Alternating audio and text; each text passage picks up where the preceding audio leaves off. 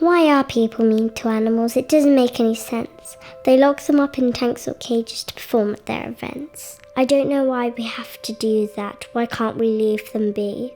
We're meant to share the world with animals. We should surely set them free. You're asking a very good question, and the answer's sort of tough. Some of our behaviour's really hard to justify, and many like you have had enough.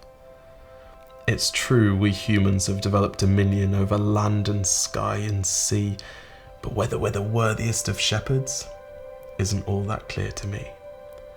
But as with anything that makes us angry or stirs in us the need to fight, let's contemplate the motivations to find the ways to put things right. This is the tale of the dancing dolphins, the ones that skipped upon the waves. They breathe the air the same way we do and danced the deep for all their days. The sailors say they follow their vessels as they chart their ocean course, unafraid to skim the surface, they'd somersault with little force. They're such a strange aquatic mammal, the kind to leave you in a trance. And soon the stories started spreading about the ways the dolphins danced. Now I couldn't tell you how it started, and I don't know precisely when, but they began rounding up the dolphin pods and placing them in pens. They traded fish with them for backflips and gathered customers in groups, and for the price of an admission you'd sit and see them spring through hoops. Who could resist a sight so splendid? A creature intelligent and profound. Before long, to watch the dolphins dance, children flocked from miles around. And while our eyes grew hypnotized by the ballerinas of the sea, a bigger business bloomed and blossomed with everyone's collected fee. And after a while, the owners realized the newfound depths to their gold mine. They found that scouring the sea for servants was a whopping waste of time.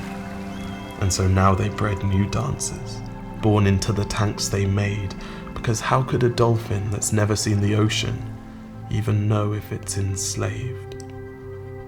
And this extends, my friend, past dolphins, elephants and jungle cats. It's true we humans have bad habits, but now we've built bad habitats. And before anyone got to wondering if this behaviour was any good, we'd built a beast so hard to banish that fed so many livelihoods. Now I know this makes us angry, but understand if you are able, that people can be reluctant to look for kinder ways for that which puts food on their table. But here's the power you have, little one. It's just as important as your voice. As well as standing up for what you believe in, we all possess a consumer's choice. And since the world's compelled by commerce and we consumers are so many, the only practices that sustain are the ones where we choose to spend our pennies. I'm so excited by your empathy, and so many children just like you. Try to keep that kindness close with all the things you say and do. But can I really make a difference? There's only one of me and I'm small. My love, the way you live sets an example which could mean the difference to us all. Now this story isn't finished yet, but since we're between friends, let me tell you how I really hope our dolphin story ends. One day, a girl about your age, while drawing after school, saw something that affected her that she knew deep down was cruel. She asked her brother how the world could allow such things she knew were wrong, and together they began a story with little hope it would catch on. And maybe somebody heard their words, and on that day made up their mind that they would help create the ending and the call to be more kind.